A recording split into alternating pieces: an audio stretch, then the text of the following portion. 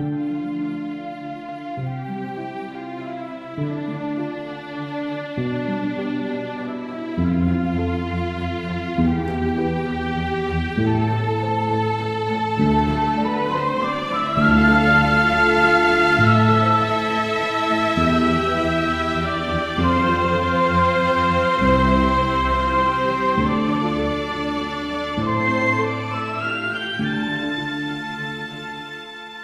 name is Counihan. I'm a sculptor from Ireland. I live in County Kilkenny in Ireland, and most of my work as an artist centres around place. And place is very different from landscape. Place is imbued with human existence and memory, and we all have a place that's special for us in the world. And I got the idea reading Ivan Doig's memoir, This House of Sky, where he talks about growing up as a young man, young boy really, through into manhood in northern Montana, and how important the sky was to him, how he felt his own youth expanding with the sky. And there's another lovely phrase by the Montana writer McLean, where he talks about going out at night and walking not under the stars but among them. And I really liked that idea, so I wanted to make a work among the trees that rose up. And I think the place needs, it's all vertical, it's all these trees going up. So I felt I needed to make a piece that wasn't overwhelmed by that verticality and that rose with them. So that's really what I'm trying to do. It's based on a house form, obviously, House of Sky. It's quite small, 5 feet by 8 feet, but it's going to be coated in mirror finished stainless steel. So my hope is that it will be in here in this clearing, and that I've aligned it so that it will catch as much of the sky as possible where the sun doesn't shine. So it will hopefully reflect clouds moving across it all the time. That's what I hope for.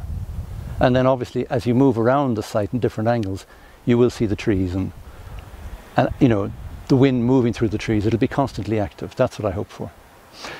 I'm going to raise it hopefully 30 feet in the air, somewhere between 25 and 30 feet. And then it's going to be on these 4 poles here, which were specially felled for the project. And I'm going to blacken them in waste oil, because the piece is not just representative of kind of the manifest destiny of the man moving west. I wanted it, because it's stainless steel, it doesn't belong in this environment. All the other works that the artists are making relate to nature. Mine relates to nature, but in a different way, because I wanted to show how our technological advancements are less and less rooted to the place that we live on, the earth. So the 4 posts I'm going to coat in waste oil, which obviously reflects our addiction to petroleum products. And coming in here as a sculptor to find a place to put the work, because it is so heavily wooded. And if you're going to make a sculpture park, you really need to kind of make clearances so that people can kind of access the work. I chose this particular site because it's got the most open vista of sky, and I was going to place the work here initially, right in line, but that's straight in line with the avenue coming up, and it's less intimate. So now I've cut down 2 trees, and that felt like a rather selfish decision initially. I was troubled by doing it, but now that I'm going to incorporate them into the piece and the landscaping, I don't feel so bad about that. But you know, cutting a tree down to make your work it does feel like a selfish thing to do. Hopefully we'll transform the place, and that act will seem worthy. I hope to place the work in here within the clearing that I've made by cutting down those trees. So there'll be an arc of trees in a circle, and not in the center, but the work will dominate that clearing, and it'll allow people to walk around it and view the reflections from all sides. That's what I hope to achieve.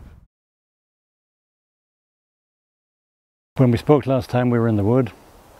I was really enjoying it, but I've spent really little time in the woods since then, and I'm paying the price, I suppose, in some ways, of having chosen industrial archaeology as the way to go, because it's really complicated what we're trying to do in the frame, and in the shots we're working, we may not be fully equipped to do it, so it's gone much slower than anticipated. And tomorrow we're actually going to go down to Missoula with the piece and put it into a machine shop to complete the work. And then what we've done today, at last, the steel only came yesterday for the piece. It's mirror finished, it looks magnificent. I mean, it looks like you're looking at sky. we borrowed a forklift and we lifted it up to the height we're going to do it, and I decided then to change the height of the piece. You don't know these things until you're actually here.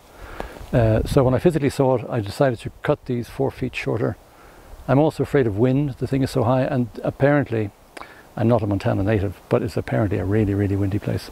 So the closer this is to the ground, I'm reducing it by 4 feet, the less it is likely to twist and contort in the wind or to fall. So that's keeping my fingers crossed on that one. There is the challenge in anything. I didn't know the sculpture park when I came here. I didn't know the resources that were here. So you come here with a blank canvas, and people say, yes, we can make this, we will make it, and we have a budget. And you come, and then you have to negotiate all these different challenges, and they're unexpected. And nobody really knows how we're going to address them, because you're kind of one step at a time. And we've taken a great step, and then we've had a little stagger, then we've taken another step, and then we've taken a little stagger. And right now, I think we're getting ready to walk a bit more boldly and have the place finished. I would hope have the piece finished within 4 days. And then when the piece is ready, we'll bring it. I don't want anything to touch it, because it is really, the surface is so delicate and it's like glass that we just want to lift it up and drop it with the crane onto the tower. And that should be, well, I'm going to hold my breath until then, you know. That's going to, I hope that that's the moment. So the house is finally up, and I'm absolutely delighted with it. It looks up in the sky there very much as I imagined it when I first read Ivan Doig's book last June. I had this image of the small, gleaming little house form up against the trees, well, actually ideally up against the sky, but here in the woods it's doing things I hadn't imagined it would, with the reflections of the surrounding trees rippling through it. And then there's something that I hadn't anticipated. I was going to well the forms. Due to time constraints and budget constraints, we ended up mechanically fixing it, which was, in some sense, it was a compromise. But it has provided all kinds of other surprises I hadn't anticipated. Because when the wind moves through the trees here, it's also moving, it's moving underneath the sheet, and it's causing it to ripple and to billow, which is causing the form to look like it's distorting. But it's not. It's still within its rectangular form, but it looks like it. So it becomes visually an extremely interesting and complex piece. So I'm delighted with that, and I'm really excited watching people come, because the piece is alive from every single angle you look at it. Everywhere you look, it's active, and every day there'll be no moment that it'll ever be the same. So it's the first one I've made, and I think I'll be making a few more of these. So I'm very, very happy with it, and I hope that everybody else here who helped to bring it into being and who will live with it long after we're gone will enjoy it for years as well.